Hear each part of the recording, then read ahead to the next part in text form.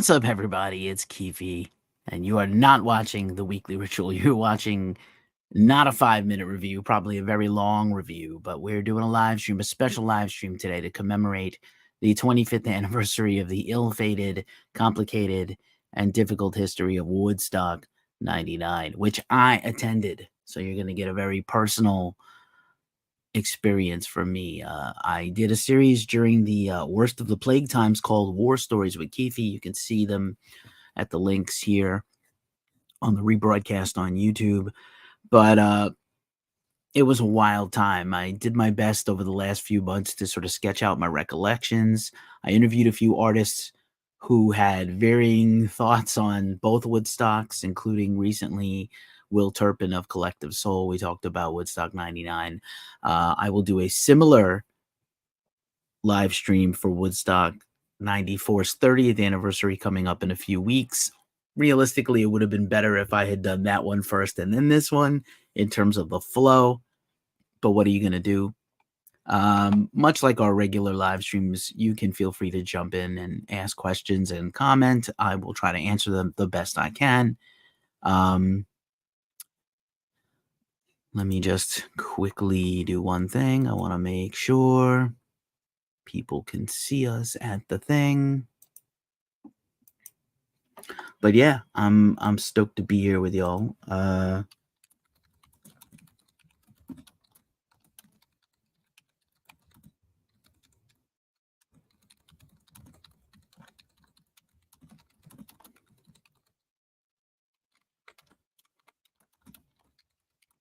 Sorry for the clackety clacks. Usually my least favorite thing ever, but here we are doing the clackety clack thing.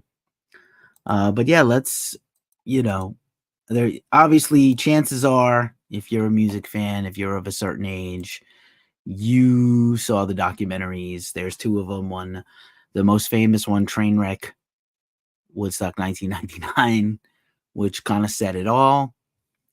And then the other ones, I was supposed to be live on another thing. Let's just, before I do the whole thing, I can always upload it later. But looks like I missed one thing that was important. Hold on 1 second as we tweak this live in real time. But yeah, it was quite an experience. I won't forget. I tried to sketch out my notes the last few months of everything that I had felt had happened, and to the best of my recollection, my experience and how I thought it went. Overall, was it worth it? I'll let you know at the end. I definitely, there's a part of me that's really glad that I got to go do it. It's Woodstock 94 and 99, but also there were things, if I could get in a time machine and go back and tell myself, hey, do this differently next time, I definitely would. Hopefully everybody hears me out there. I've been having some technical problems all week with my setup. But yeah, it was an interesting time in the world, just like right now. We are facing an interesting time in our world right now. And,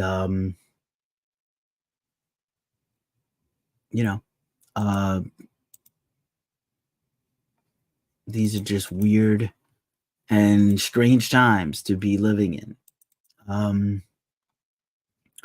And I was going to concerts pretty heavily in that era.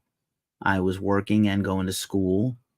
And maybe I had dropped out of school by mid to late 90s. I dropped out. My mom had passed away. Just a little personal Keefy story. And I was filling up my time with playing in bands and going to concerts. Pretty much my whole MO in life. Back then, this is post journalism school Keefy, pre-metal reviewer Keefy. I was still playing in metal bands. I had released a few demos and EPs at this point, no full-length albums until the year later. And being a regular concert goer, I was like, oh, should we go to this thing? We went to 94. It was definitely had its issues. And I was like, oh, maybe do we go to this thing or not? And we were not sure. My group of friends at the time were a tight circle at that time. And I was like, oh, I don't know if we go do this thing. So yeah, it was a whole debate as to whether we should even go, because the last one was hard. And I was like, oh, this thing was fraught with problems the first time. Why should we go again? And should we go again? And we ultimately landed on yes. Just one more second. I'm going to try to get people popping up here, and then I'm going to go into the full review of things. Let's call this guy up. And that guy. Hey, there we go. I made a little Woodstock logo for y'all to enjoy. And let's do this thing.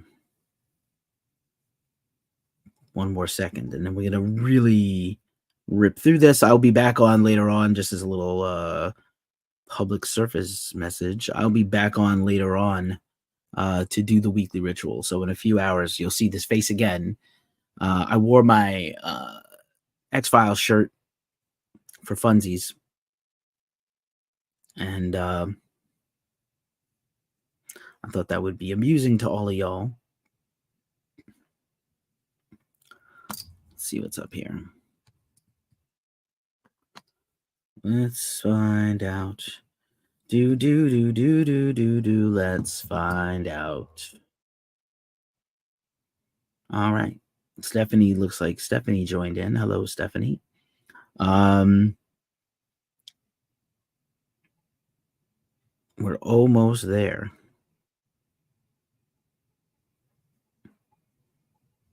In our retrospective. Yeah, this is a little slow getting started. I've had a tough couple of weeks, but I'm feeling actually a little bit better today. So we're going to do that. We're going to do the thing. And we are 1 second away from really kicking this thing off. The ritual tonight, Blackie Chan 888, probably in 2 hours, my time or your time, 2 hours from now. I decided to do this extra special thing this week. So if you can't make the regular live stream, feel free to join in to watch the rebroadcast on your favorite network, usually YouTube. I know I've been doing them at all different times, and my schedule's all over the place. So what can you do? I didn't promote this very well. I planned this for a long time, and then, as usual, kind of did it at the last minute. But I do appreciate everybody watching. Once again, welcome. This is for you just joining in over on TikTok and Instagram. This is our special Woodstock 1999 retrospective. I was an attendee of Woodstock 99. I have spent months taking notes, sketching out my memories of each band, of the whole experience. You've seen the documentaries. I'm not going to fully rehash those here, other than to say which seemed legitimate, whether they were legit or not. But if you got some questions, chime on in. This is a pretty free-flowing thing. So I prepared a deck. And it's just, again, just as an introduction to this whole thing. Again, I had been going to a lot of concerts in the late 90s, and I had never attended a camping festival. I liked camping at the time. We used to go camping and fishing and get back into nature. And I'd never done the US in the 90s didn't really have like 3-day festivals and camping and stuff, not too many, and none that we could go to. And you'll see that I'll make some references to the festivals at the time. Ozfest, Lollapalooza, Warped Tour were all in full swing. Lollapalooza was actually quiet during this time, but I made a reference to them that I think is, poignant about how they ran things versus this. And so after a lot of debate in my friend group, we decided we were going to go to Woodstock 99. It looked expensive. It seemed like an ordeal. We were 20-somethings going away from home, late 20-somethings after our experience in our mid-20s at Woodstock 94. This is 5 years later, and shy of a few weeks of the official Woodstock dates and anniversaries. And again, if you've already seen those documentaries, you've seen a lot of the stuff, but this is my personal firsthand account. So we decided to go. Tickets went on sale. We saved. We bought the tickets, which were not cheap, about 3 or 4 or 5 times the cost of a regular concert ticket. But we thought, oh, look at this lineup. We're going to get so much value for this thing. Metallica and Korn, and to a lesser extent, Limpbizkit and Offspring and Sevendust and Collective Soul and Everclear, and a lot of bands and a lot of artists, and did seem like overwhelmed. Not they tried to make it a little more diverse. Even there were less legacy acts other than Willie Nelson and James Brown that you could say were 60s or 70s artists from the original Woodstock. It seemed more disconnected and more, oh, let's make it more current. So there was a lot of bands on this lineup that some were like, oh, that's really cool. The Tragically Hip were there, and Gord Downie just passed away a few years ago, and it's like, oh, Tragically Hip and Our Lady Peace, that's really nice, and Jewel, who was kind of a big star at that point, like a solo artist, and but it seemed like it seemed less diverse than you think of. It was a little more diverse. I think Woodstock 94 was a little much more diverse, where the main stage had, they had one main stage, and it was Melissa Etheridge and Cypress Hill, like almost at the same time, and Rollins Band and Blind Melon. So like that's more like a European festival culture than just all rock and punk and metal. But they were really trying to put on an experience, and we didn't know any of the behind the scenes stuff that we now know from the documentaries, which is wild, just inherently a wild experience. But so we get tickets and we decide to go, and we plan for months and we're going to go. We had already gone camping. We used to go to concerts and festivals. Like, how bad could this be? Well, we didn't know how bad it could be. It was, as you know, Woodstock 99 took place. They were trying to find a suitable place that could, house and hold everything. And they picked this decommissioned army base in Rome, New York. Rome, New York is about 6 hours north of New York City, 6-7 hours. Our mutual friends lived in Westchester, so I went from New York City, the Bronx, New York, to Westchester, and then from Westchester we all went in a car up to Rome, New York. Was a massive undertaking. We probably should have went the night before. We didn't. There was kind of a pre-Woodstock gathering with some artists and stuff, but we didn't join. And saying hi to everybody that just showed up here or has passed through on TikTok and Instagram. I really appreciate y'all for joining in. This is my personal Woodstock 1999 retrospective. At this time, just to let you know, like at this time, it's 7:30 Eastern time, 4:30 Pacific right now on Thursday, July 25th. And at this time, we were driving back from the last day of Woodstock 99. So literally at this time, 25 years ago, I was coming home from the festival, and I have spent months taking notes and reflecting on the bands and reflecting on the whole experience, good, bad, and other. And so we make our way up there, and it's a very long drive. We had packed for camping, air mattresses and tents. There was 5 of us in my group, just like 94. And I might have had other friends that also were there. If you were there, let me know and see if you can corroborate some of my memories. I don't know if you can or you will. Just hi to everybody that's shown up. And so we get there, and it's a really long drive up. We had to pack food. We had a grill because we used to go to sports events and concerts and grill in the parking lot beforehand, and drink beers and eat grilled foods, and then go to the show and then come home. So we had thought like, oh, camping with a campsite that we paid for on top of the tickets, and it was all baked into the price, and supposed to be parking was also supposed to be baked into the price. There was surcharges and fees back then. And cost. Let's talk about the cost of this thing before we, obviously a lot has been made about the expensive nature of any festival. I see a lot of people today.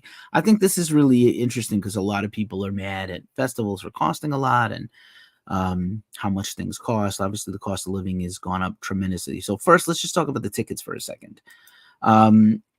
The ticket for Woodstock 99 was $150 plus fees and taxes. So probably 170 or 60 something at that time, which 25 years ago, today's money, that would be about still like under $280 per ticket, which would be cheaper than most 3-day festivals now. I know incarceration just happened. The Danny Wimmer festivals are a regular thing. We just went to No Values Fest for 1 day, should have been 2 days. People went to Sick New World. These festivals are $400 or $500. So even with this tremendous value, if you just think about the bands, it was $150. It was a lot of money back then. I'm still a working stiff. I was a working stiff, college dropout with a full-time job and a band. So $150 plus the expense of gas, which we all split, and food, which we ended up paying a lot for. Just by comparison, and obviously these are all 1-day occurrences in America, Ozfest 1999 was $50, in the $50 neighborhood, plus fees. Warped Tour was $21 in 1999, plus fees. So maybe it was $25, $26, and cheap to park at that time. They didn't start charging for parking until a few years later. And then Lollapalooza was kind of out of business in 1999, but I always like mentioning that Lollapalooza at their peak before they came back in 2003. They had stopped in 97. So, but the Lollapalooza 97 ticket, which I attended, Lollapalooza 97, was $28. I'm sure Lollapalooza coming up in a couple of weeks is not $28. And then there's the cost of everything else. Obviously, these things are kind of baked in. We were told we could bring coolers of food, 1 cooler each party, each campsite. We were told we could have unopened drinks. We were told maybe we couldn't come into the show with those things, but we could come to the campsite with things. Then you find out, as you'll hear me discuss in a few minutes, that went out the window once people started coming in, because I think the security people were untrained and overwhelmed. But okay. Because you don't have the benefit of me having done the 94 fest first, I will just say, as a rule, everything was cheaper in 1994. Obviously, life was cheaper in 1994 than 1999, and certainly much cheaper now than 30 years ago. But was it sold out? I think, it was one of those things where for them, a sellout was, they were hoping for 200,000 to 300,000 people. I believe the final reported guesstimate was 248,000 people for Woodstock 99. I believe Woodstock 94 was 300 to 500,000 people potentially. A lot of people busted through the gates. The walls came down and people just bum rushed in. And honestly, by day 3, security was like, we don't care. So a lot of people that didn't pay and didn't come in camp, they ended up coming anyway. And much to the consternation of the festival organizers, as you've seen in the documentary. But in general, I think Woodstock 94 was much more affordable. It was a little bit more cheap. It was cheaper for sure. I think on day 3 of Woodstock 99, as you'll see, as things escalated, price gouging happened, which I don't remember having it happened at 94. It seemed pretty consistent. And even if you didn't have a lot of money, you could have got cheap eats at 94, and water was, you could buy water. It wasn't the best, but it was,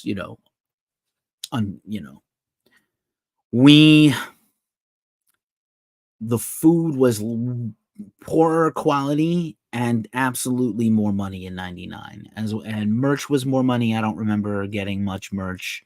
I think I have a program still from Woodstock 94 somewhere, and maybe something from 99, because I like programs, and I used to buy concert programs and magazines and stuff that used to come when you go to concerts. I don't think we got a lot of merch back then. I think my buddy got a shirt, and there's a shirt story coming up in a minute. And it was a lot more. It felt like we were getting kind of slammed on the cost of things. It was also super hot. Now they did have free water, and I think we took one look at the water and the porta potty situation, and we were like, nope. We did find some less used porta potties closer to the campsites that we used every day and every night. I'm sure some people just wandered off into the wilderness and peed and did their business late at night.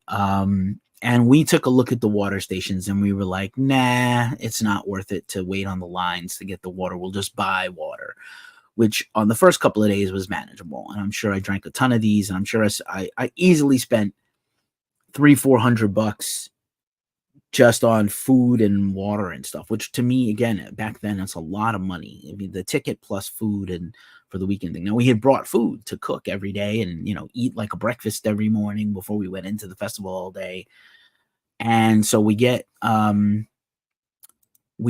there and we drive a long way to Rome, New York. And as we converge on this army base where there's camping, and then you walk to where the festival grounds are, we unload the car, we get our stuff, we carry our camping gear, a bag of snacks, our food, a cooler of food, and your clothes or whatever for the weekend.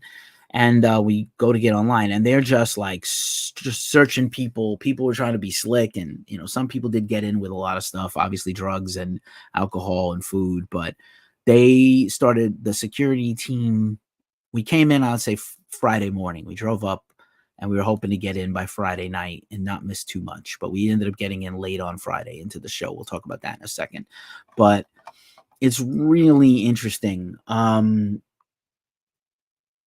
It's really interesting.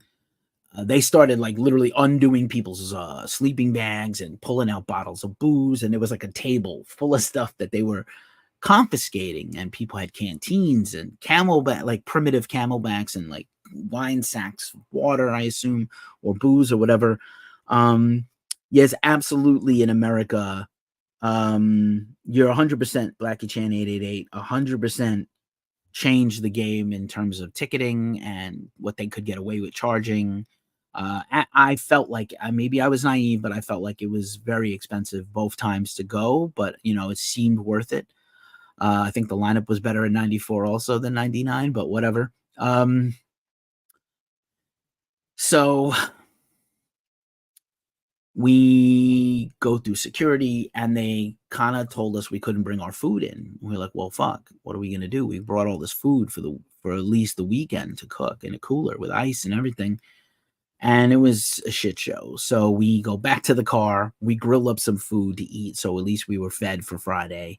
We took an L on the food that was left. Nothing was going to make it through the weekend in the car, in the cooler, even a good cooler. Like we had a good Coleman cooler because we used to go to a lot of football games and stuff, Giants football games. I had Giants season tickets growing up. I was not rich. I was pretty poor, but that's a thing we had from my childhood. And so we come back, go in with our camping gear and our clothes, and it's just a fucking bedlam. What they promised us, like an actual like camping ground, did not exist. It was just a field, and people were just dropping wherever they could make room, and we were kind of overwhelmed. And this is like immediately red flag city. So we'll hold off on this. There's definitely a slide here with red flags. Yeah, so red flags, right? So entering the festival was a hot mess. We had printed tickets that they mailed to us that we bought. I know that seems absurd these days. They all had barcodes on them. I have mine somewhere here. I haven't seen it in a minute, but it's around here somewhere in my stuff. I've moved a few times since moving to California, but I do still have a Woodstock 99 ticket somewhere. And we'll talk about security in a minute. But yeah, this was the first of the red flags. Like the camping thing was not what they promised. But okay, we found 2 unrocky, decent places because we were experienced at camping, and especially people in my party were, and we had pretty good pro gear. We set up 2 tents pretty quickly. We were smart enough not to leave any valuables at the campsite. Some people did leave valuables at the campsite that were ransacked. We didn't, luckily. When you see the Woodstock documentaries, you see the airplane hangars. One hangar was the Rave hangar, and another hangar was empty. It was supposed to be like their vehicles and other things. That came into play later on during the weekend. We ended up needing that hangar, but we and the weather was, obviously, it didn't rain as much as Woodstock 94, maybe a little bit on Sunday. It got overcast and rained a little, but drizzled a tiny bit to cool off. But like, it was brutally hot with no cloud cover. And I was like, oh, I hope this thing is in a field, but it's actually all on blacktop, like literally going to like Warped Tour or Ozfest at 9 in the morning on the opening of one of those things, and just baking all day with the rays beating down and then, coming right back up on you. So these are the first of the red flags. But okay, we had eaten, we got through security, we found a place to camp, we set up our campground, and we hustle to get into the show. And I knew we had already kind of missed some of the bands I wanted to see, but I was like, well, not much we could do about this. Let's just try to get in there. So as we are walking to get in, we hear DMX, who was a huge star back then, a huge star of hip hop, right? And a big, a pretty inspirational figure to come from literally the streets into making it successful. He was like literally the original 50 Cent, or the original, the second generation Eazy-E or Dre. And he had a tremendous crowd at one of the main stages. It was just the two stages, east stage, west stage. I don't think there were other little stages, and the Rave hangar, which I think we ducked into the Rave hangar a little bit, and I'll talk about that. And then we were like, nope, not for me. But DMX's crowd was pretty immense. As we made our way in, we ended up, it was a long walk, like maybe a 2-mile walk from the camping to the fest. You had to circle the perimeter of the whole festival. I think parking was also a challenge the first couple of days. When we originally parked, it was like a struggle to find a spot. We did okay to find a spot. Then on Saturday, we would leave and come back. That was frightful, but okay, we managed. And we heard DMX, and I'm going to be honest, like, I've been to a lot of hip hop shows, and, DMX's language choices are super interesting for a lot of these suburban white kids that have probably never seen a rap show before. And I think it did embolden a lot of these jabroni white kids to feel empowered to just,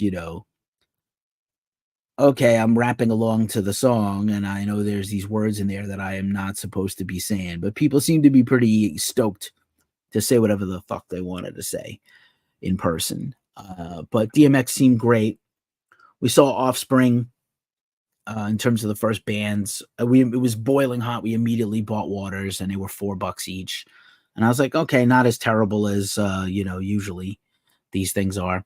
And saw Offspring, and they were, making fun of MTV and picking on Backstreet Boys and NSYNC, and they played a pretty good set.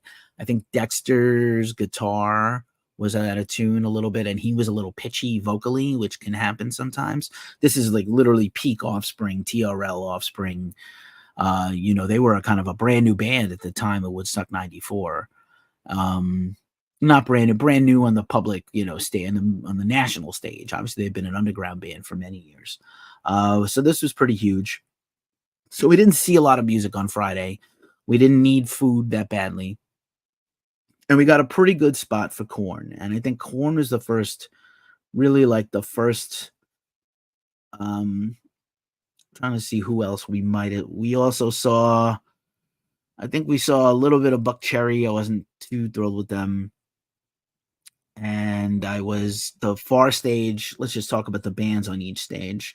So I missed a lot of these bands. Oleander and Mo, two interesting bands. The Umbilical Brothers, Lit, on the strength of their one big hit song. That guy, the main guy from Lit, is a big producer now. Buckcherry, never been a huge fan, but okay, fine. The Roots, I would have liked to have seen, but I think it was too far. We were just trying to understand the layout of this huge gangly place.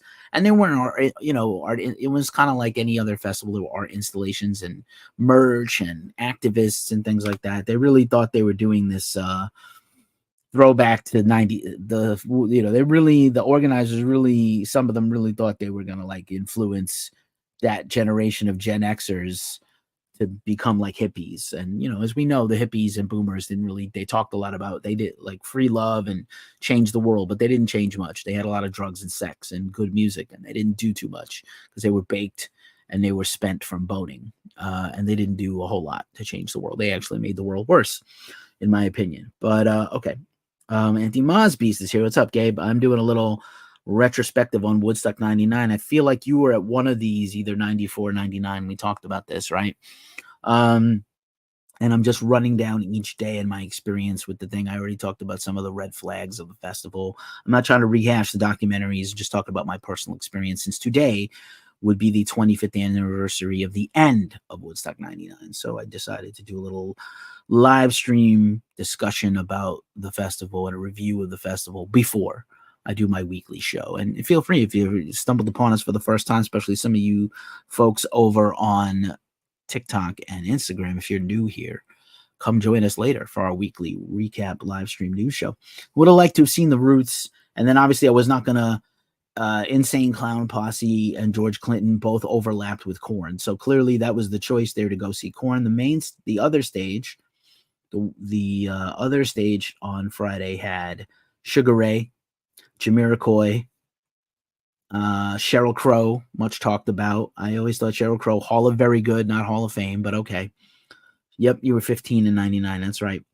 DMX, who I just talked about, being pretty inspirational, but also a lot of questionable Midwestern and suburban and, boondocky white kids getting to say the N-word for the first time in their whole life and not be ashamed or have to do it in private. Really fucked up. Offspring, who were good, but not great, not their best. And then Korn. So we get a really good spot to see Korn. And I think we had figured out, much like our regular concert going experience, if you're at a huge concert, you stand in front of the soundboard, you can kind of see the stage, and usually there's a little rise and you can kind of see over everybody. I'm short. My buddy was short. Our party was mostly short people. So we stood toward the back and we're head on for Korn. Korn comes out to blind. And it literally, that's like when we understood the full scope of this thing. Like, wow, this is almost too many people, even compared to Woodstock 94. Because for some reason, I felt like 94 had more people, but it was spread out better. The people management was better, for if you want to say. So I have some set lists pulled up here. And Korn, by my they were so amazing. I had seen Korn like fanatically in the 90s. Like I saw them play one of their first tours. Yep, going to talk about Metallica. I saw Korn play one of their first tours, opening for Megadeth, Fear Factory, and Flotsam and Jetsam when no one knew who they were. They had put out 3 albums since 94 by Woodstock 99. And this set list was incredible, and they were incredible. I think Issues had just come out, so they're on their 3rd or 4th record by now. And huge. TRL, Korn, Got the Life is a huge hit. Adidas, these are all huge things. So Korn comes out to Blind, and it just blows the whole place up. Like, people are just feeling it. And we were feeling it. I was like, look at this band I saw in a little theater and club being like one of the best bands live. Like, they were so huge. Like, I was like, oh, Korn is now a huge superstar band. It really hit me at this moment. I understood that Korn understood the assignment. They came prepared. They performed in there. It was a million degrees. I don't know how they were wearing these jumpsuits, and Jonathan was wearing like a sequin kill tracksuit. Here's a little bit of the set list. Blind, Twist, Chi, rest in power, Chi Cheng, Got the Life, Good God, Adidas, Porno Creep, Shoots and Ladders with a little bit of their deep cut Justin at the end. Beg for Me, a very early version of Beg for Me, so maybe Issues isn't out yet, but certainly Life is Peachy and Follow the Leader were both out, so maybe Issues is yet to come out. Freak on a Leash, Falling Away from Me, forgive me for this one, Faggot, and My Gift to You with a little bit of Slayer where they play the Slayer Seasons of the Abyss opening, which Korn used to do. So my gift to you, which is like, again, kind of like an unconventional closing song for an encore. They were unbelievably great, Korn, right? And then Bush was coming on, and I never been the biggest Bush fan. I like them and respect them. And you know, it was wild. It was just wild. Like, it was a sea of people and moshers, and it was a little I was like, this is even a little more scary than Woodstock 94, I gotta be honest. Yeah, I mean, I'll tell you this, that like, so Woodstock did a poor, like, obviously we didn't have the internet. We had the internet, but we didn't have social media. We didn't really have cell phones. People had pagers and very few phones in 1999. Maybe a handful of people had like the texty devices, like a Sidekick or whatever. They didn't do like a really good job of telling us the lineup and the running order, which there are changes to the running order, even though the order I have does change. So Machine Head comes up. We watched some of them, enjoyed them. Machine Head, Personal, Holloway, Greedy Fly, War Machine, Everything Zen, Chemicals Between Us. And I know they did the REM cover. They do the one I love. But we had split by then to go check out the Rave hangar. And we went into the Rave hangar, and I'm sorry, day one. And I literally, we spent 10 minutes in there, and I was like, nah, not for me. I grew up in New York City, and I had been to Limelight and the Tunnel and the Bat Cave and the Bank, trying to find my lifelong dream of having a big titty goth girlfriend. And still hasn't really happened. But yeah. It was not for me. I was like, yo, there's a lot of people messed up in here. We saw a lot of people on drugs already during the day. It was 1 billion degrees. People were drinking a ton. The food was not satisfying or good. And these people were like underfed, smelly, and exhausted. And I was like, I want to go back to the campground and try to get some sleep for tomorrow. So we go back to the campground, kind of wet nap ourselves off with some wipes. And we try to bed down for the night. And it was pretty noisy. It was like not like a campground where it's quiet. It was crazy. So people were literally stayed up the whole night, and music began again at basically the first band came on at 1. I think there was always some kind of every day opened with some political action or something, or you know, some speechifying from everybody. So here's the lineup for Saturday as I recall. And some things got moved around, but Guster, Bruce Hornsby and the Range, Everclear, Collective Soul was moved to Sunday, and I forgot who went in their place. Los Lobos, Mickey Hart, and Planet Drum, and then Chemical Brothers. And they had a lot of DJ stuff going on the main stage and in the hangar. And then the other stage lineup, Tragically Hip, Kidrock, Wyclef Jean, Counting Crows, Dave Matthews Band. So I think Kidrock ends up moving off of that spot. And they had Dave Matthews Band, and then Alanis Morissette, Limp Bizkit, infamously Rage Against the Machine, and Metallica. I mean, that's a final 1, 2, 3. That's just a drop kick to the nads. But okay. We were over at the other stage for a while and walked around, and it was like a cloudless day, and it was 100 degrees on the asphalt, and then just kind of dirt fields, no grass, no green, no reprieve, no shade, nothing. We just sweat to death and trying to hydrate. And so I distinctly remember seeing Everclear, who were really good, and Everclear were kind of at their peak right there. Collective Soul got moved to Sunday. So we saw Everclear, and we were disappointed that Collective Soul never came on. We walked around, and then we ended up doing, we got into let's get a spot for Metallica early. So we bought some food that was like astronomical and not good. None of the food was memorable. It's all like chicken tenders and hot dogs and burgers that sucked.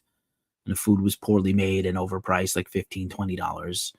And the lines were huge to get anything to eat. Fries were whack. Everything was whack. So what we did actually, Saturday morning, we woke up early and we're like, let's drive into town and see what we can find. So we drive into town, and the nearest part of the downtown of Rome, New York, before we go into the bands, we found a KFC, and it was swamped with people, and this poor staff in there was overwhelmed.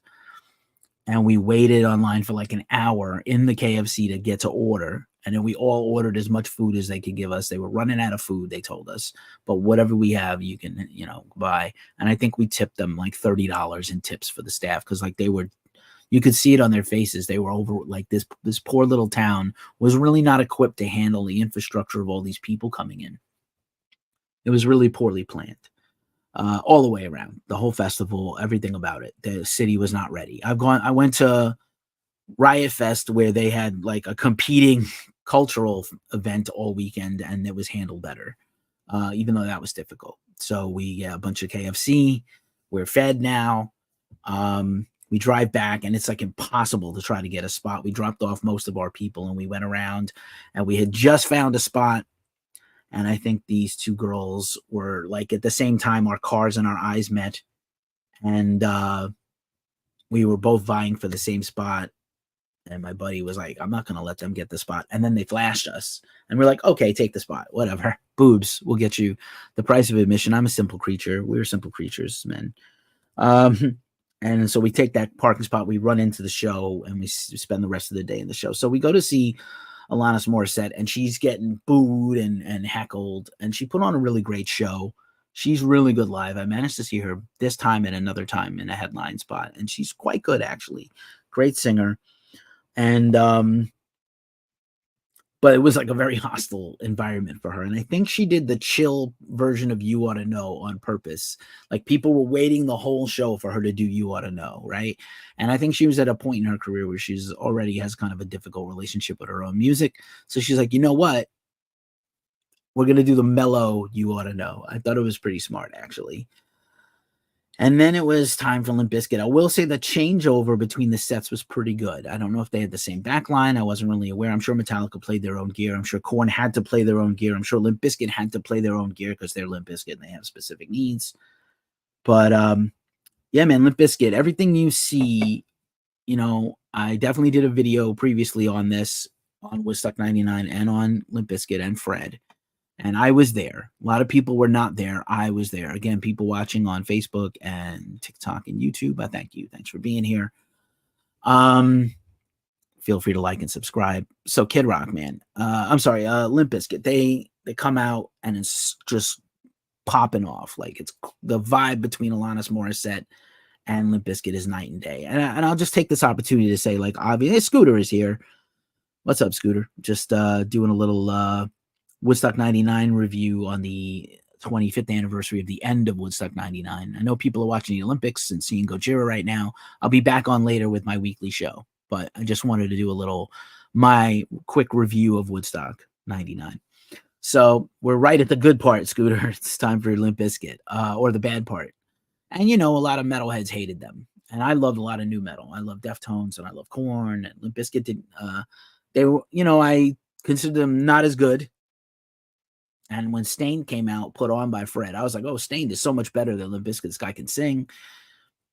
But I liked a lot of new metal unapologetically, as much of a huge metalhead as I always was, especially a thrash and crossover kid and a death metal kid. I love new metal. I don't care. I still do. But Limp Bizkit, I was always like, Fred kind of sucks. And I definitely didn't like the second record as much as I liked the first record, which, probably makes me weird. But okay. And Nookie was shot in like Queens, and I was mad at him for wearing a bubble jacket and a red Yankees hat. I was so angry. I'm such a New Yorker to my bones that I was like, this shit kind of sucks. So, yeah, everything you saw in those documentaries is true. I'm not going to fault Fred for being Fred or Limp Bizkit for being Limp Bizkit. I think the promoters did not have adequate. I think you could have had an entire volunteer security team, which is fine, that are all, we want Peace Corps. We don't want cops. I get it totally. But you need actual trained people to work the stages. And there were good people by all accounts. I never really made it up to the rail, but by all accounts of people I know, I don't know if you made it up to the rail, Gabe, or not, but for everybody that I know, Doug and other people here on TikTok, I appreciate you for stopping by. You got to have professional event staff for things like catching people crowd surfing and things like this, and pulling people out of the pit and seeing where there's danger, and seeing, obviously I had no idea until we got home about SA happening and all kinds of groping and things. We were with females in our party who I cared a lot about, like in a family style relationship. And I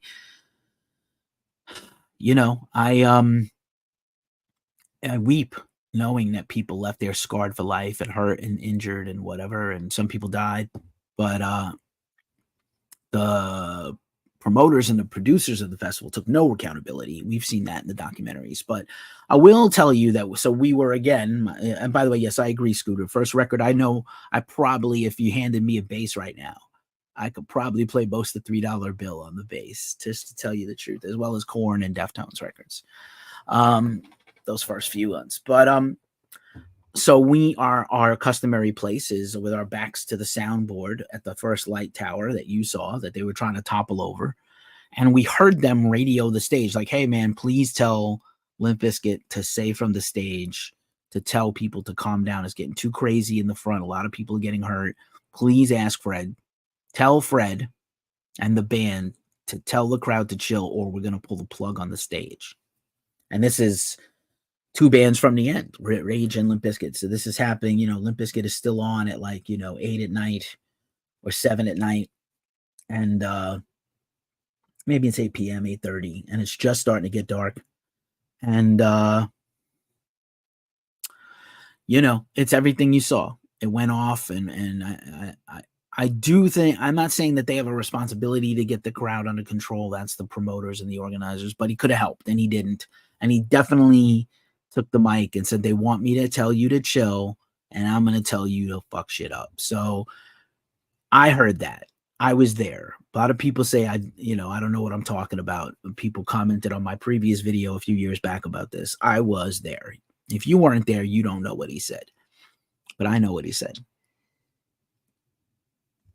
And the people in the tower behind us were shitting a brick that the tower is going to get toppled over. So we're watching Limp Bizkit, and suddenly it's like a stampede of people after. Here's Limp Bizkit's set list. Let's see. I have it here. Here's their set list, right? Just like this. Show Me What You Got, Counterfeit, 1999. Thieves, they covered Ministry at Woodstock. That's kind of cool. A lot of bands did covers. I thought it was fun that they were doing that Ministry cover at that time. Stuck, Rearranged, and Break Stuff, and then Nookie and Faith. So after Break Stuff, people started running like, oh, I ran. You see this at every show. You go to a show and people are like, oh, I want a mosh, and they run to the front, and then they get punched around and it's too crazy for them and they run out. And if you're a person, you picked your spot to watch the show in, you are annoyed by these people running back and forth. Just pick a lane, dude, or do that, or they, them, pick a spot. So during Nookie, a human wave of people came charging out, and there's nowhere for them to go because it's just miles of humans. So we stayed. Our other people with a split back to, they were like, yeah, we're not going to watch the rest of tonight. We're out. This is too much for us. We're out. Or we'll come back later or watch from another place. And we're like, well, we're not leaving our spot. So me and my buddy, I'm like, what do we do? If we leave, we're never getting back here. So we just literally like hunkered down, covered our faces, and people were climbing over us. And my buddy had bought a Woodstock 99 shirt the first day, and he put it on for day 2, and it literally was covered with footprints. He looked like a game of Twister, man. It was crazy. But we survived, and I was really broken mentally by this experience. And we were kind of all in shock, and we just kind of sat down. And it was an extra long break between Limp Bizkit and Rage, which I was grateful for. But Rage came up, and we, Rage's intro came on, and we felt like a little, I felt like a little emboldened, a little better, rejuvenated a bit. So Rage was one of my favorite bands at that time. I didn't know they were going to kind of go on a hiatus after this, but we had seen them many times headline. And they were always killer, whatever you want to say about them. So Rage comes out, and their set list is as follows: No Shelter, People of the Sun, Know Your Enemy, Born of a Broken Man. So a lot of Battle Los Angeles, Be It Now. I love No Shelter. It's actually one of my favorite songs. from the Godzilla soundtrack.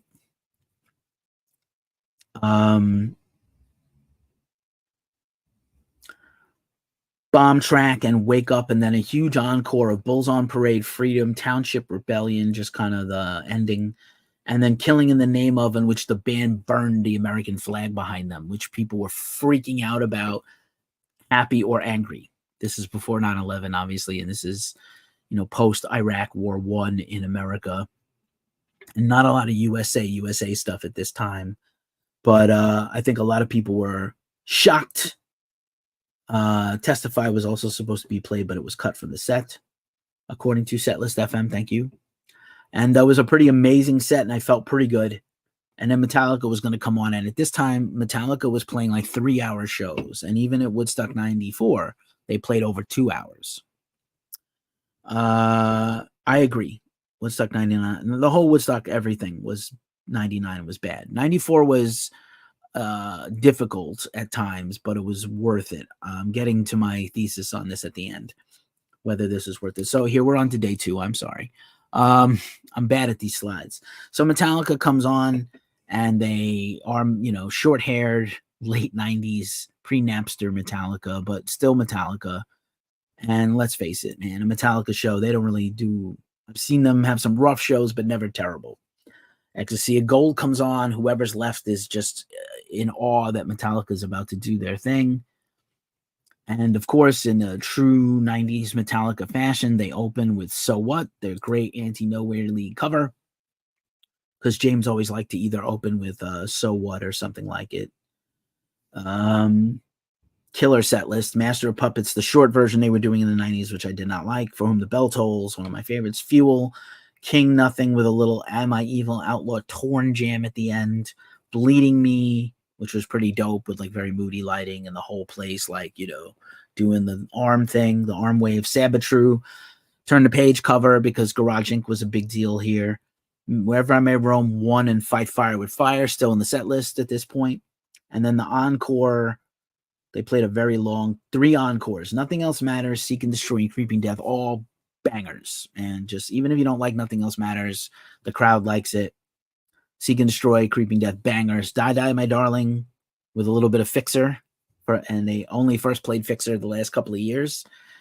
Die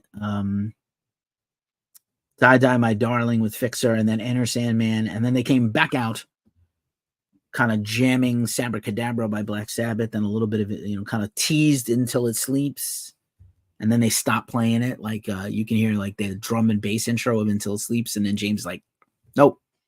And then they do Battery, which is an incredible closer. I wish they would close with Battery now.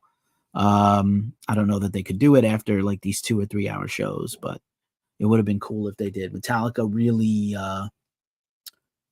showed up. 17 songs, an hour and a half, maybe a little more time-wise, but they were pretty incredible, and we were pretty shot after everything that happened, so we waddled back to our campsite to try to get some rest, and it was, again, you could tell like things were not going well. A lot of people were struggling and suffering and not cut out for this, including us. I was like, I don't know if we would ever do this again. We were pretty bummed at the time. Day 3 starts up, and we're pretty grungy. And we were like looking at the showers, and they looked trashed, and the wait to get in was crazy. So we were like, nah, I don't think so. We found out that the airplane hangar near where our campsite was had a sink, and people were just kind of lining up and taking turns whitewashing themselves down with the sink. There were other hoses that people found and turned on.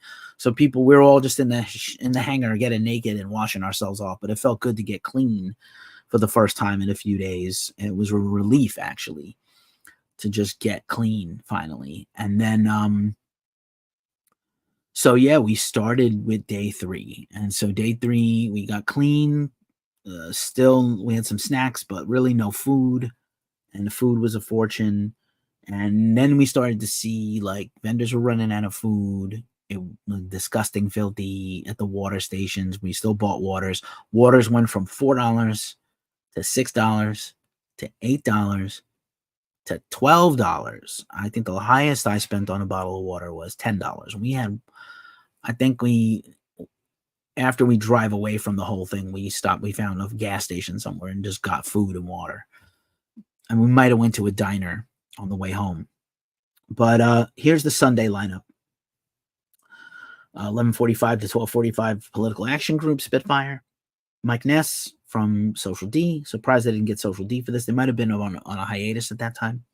Our Lady Peace, Rusted Root. Sevendust, followed by Collective Soul, had moved to Sunday. Ice Cube, Godsmack, Megadeth, supposed to close the one stage, and then the Sunday other stage, Al Green, Willie Nelson, Brian Setzer, Everlast, Elvis Costello, Jewel, Creed, Chili Peppers. Now, they had been teasing, like, there was rumors the whole weekend that there was going to be like a surprise final act, like a jam or something. That was not going to happen. And I wasn't sure we were going to be there for it. So I was like, oh, I love Sevendust. Let's go see Sevendust. So I think we saw Kid Rock. We saw Kid Rock the day before, and he was good. I mean, like, again, I felt like he was a rundown version of Korn, like a shitty Korn, not talent. I mean, their band was good.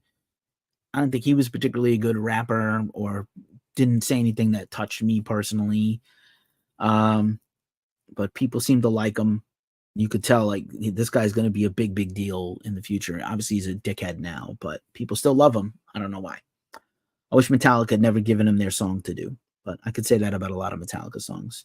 So we come in Sunday, and I think we see Our Lady Peace, and then Rusted Root we saw a little bit of. I wasn't too crazy about them at the time. They're good, though. And then Sevendust and Collective Soul back to back. And Sevendust, I was really proud of them because I had been a fan from the very beginning. I'm still a huge fan all these years later. And this is like the right before or right after Home came out, their second album. And Sevendust set, which I'm particularly proud of this, they opened with Home. And Denial had already been a single on radio, metal radio and rock radio. So Home, Terminator, Denial, and the crowd seemed to sing along to Denial, and I was like, wow, look at this crowd of thousands of people singing along to Sevendust. They did their thing, man. They jumped around, they headbanged, they were metal. One thing that Sevendust was doing back in the day was they would do Too Close to Hate and then break it up in the middle and play Walk by Pantera or Sweet Home Alabama. They did both a little bit to see if the crowd was down with them, and it was fun. Then another mix of songs from the first two albums: Speak, Head Trip, Black, Crumbled, Rumblefish, and Bitch. And it was a great set. They were phenomenal. I felt really proud to have, we just stayed in one place and watched their whole set. And I was just so proud of them. And they were so good. Then, Sevendust, really not only talented, but underrated. So I've done 2 interviews in the last couple of years with Collective Soul. Collective Soul was moved from Saturday to Sunday. And both those bands were based originally in Atlanta. I know their members are from other places, and LeJohn and Morgan and some of those guys all live in different places now, but they were an Atlanta band. Collective Soul was a homegrown Atlanta band. And then if you've seen the channel, I've interviewed Will from Collective Soul again recently for their new album, but also last year. And we talked a bit about this experience for them. Now, at Woodstock 94, which I'll talk about in another video in a few weeks, Shine was like the big deal. And by now, Collective Soul is a huge, like, top 10 band. December and Heavy and Gel. These are big songs on top of Shine and other things. So Collective Soul, I don't know, people were like, are they heavy enough to follow Sevendust? Well, they did. They started with Where the River Flows, Precious Declaration, chilled it out with December. They covered Crazy Train by Ozzy, note for note. The original Collective Soul guitarist was a shredder, and they just smashed it, gotta tell you. Simple, Heavy, Blame, Generate. Then they covered U2, not my favorite band ever, but they did a very good cover of I Will Follow, which is an early and decent U2 song. Gel and Shine. And again, just like Woodstock 94, the entire place was singing the chorus of Shine. It was an epic moment for me. But I'm going to tell you, like, we started to already kind of get the heebie-jeebies about seemed like the atmosphere was different. We were exhausted. I think we also saw Everlast, who of House of Pain was doing the guitar guy thing for a while. I guess he still is. And I was like, I really don't want to leave. I really want to see Megadeth and Ice Cube and Chili Peppers. But I was like, I didn't care too much for Creed at the time. Looking back on it now, I kind of would like to have seen them. But we started to see like the atmosphere was changing. The price gouging was happening. People were just very aggressive. A lot of just white dudes being toxic to women. And we were kind of scared for our friends who were with us. And I was like, I was reluctant because I don't like to leave early. I like to leave during the encore to get out the door a few minutes early, but I don't like to leave anything early. So I was protesting because I really didn't want to miss Megadeth and the Chili Peppers, but it was like, we have to get out of here. Let's pack up and go right now. So we packed up and left after last band we saw was Collective Soul. I think we heard some of Ice Cube as we left. And it took us a long time to get out. We packed up quickly and left. And it took us a long time to drive out of there. And like I said, after we got about an hour or two towards our destination in traffic, it cleared out and there was a rest stop and we got waters and food and might have been McDonald's. I was never so happy to eat a McDonald's in all my life. Me too. Blackie Chan, I love covers so much. They're one of my favorite things. Every band starts as a cover band. My bands all started as cover bands. And so, yeah. We got out of there, and that's when we put the radio on. We started to hear about. We got home like right when the end of the night would have been happening, and we heard about fires and sex assaults and things like that are just absolutely horrible. We didn't know. We got to my buddy's house, and we were getting the download from the parents who were nervously watching the whole weekend on TV because we don't have cell phones. We didn't have cell service. I'm sure there wasn't even service at this Army base way upstate New York. Again, like 6 to 8 hours away from most people in New York City. I'm sure to drive in to upstate New York from Boston or New Hampshire or Connecticut or the Midwest or anywhere else, it was wild. But I know some people ended up with campers. Some people had a really great time. Some people had nothing bad to say about Woodstock. I had a mixed experience. I love the music, and I'm glad I went, as exhausting and as expensive as it was. But it was really, if we didn't leave when we did, it would have been really scary because I definitely, know what I know now. It was a mess. If we had stayed till the very end, we wouldn't have got out of there till the morning, and it wasn't safe. It definitely didn't feel safe. Security was non-existent. The cost was too high. Everything was ramshackle. Didn't really seem like they put a lot of thought into this, even compared to 94, which had its weaknesses, which I'll talk about in a few weeks. But looking back on it, that is Woodstock 99. If you want to watch those two documentaries, if you haven't, I highly recommend them, especially Trainwreck 99, which is on Netflix right now. I think the other one was on Hulu, but it's a premium now. Right this second, it's not for free. But, I'm glad I had the experience. I love all those bands. I, at the time, was very close with that friend group. Compared to Woodstock 94, I didn't have as much fun. I think I was more on edge and anxious the whole weekend. I didn't drink or party as much as I did in 94. You'll hear all about drugged out Keefy and drunk Keefy in 94 on the Woodstock 94 version of this in a few weeks, which I'll time with the anniversary of the 30th anniversary of that festival. But I don't know that I would, obviously this experience has stayed with me. Again, maybe I don't blame Fred or Limp Bizkit personally for what happened, but they certainly didn't help. Again, if you didn't watch the documentary, Chili Peppers come out and the crowd is really unruly and they start setting fires because the hippies in charge of things, rest in peace, Michael Lang, you had a great idea. Maybe shouldn't have done the next two and let the greedy people come in and take it over. Should have stayed in control of it maybe, but Michael Lang thought, let's have a moment of peace when we'll hand out candles and hold up candles against gun violence because Columbine had just happened. And it was like, dude, you can't give these crazy kids candles. You can't give them fire. You didn't let people come in with water or food and snacks. And you gave them matches and candles. Like, what? How?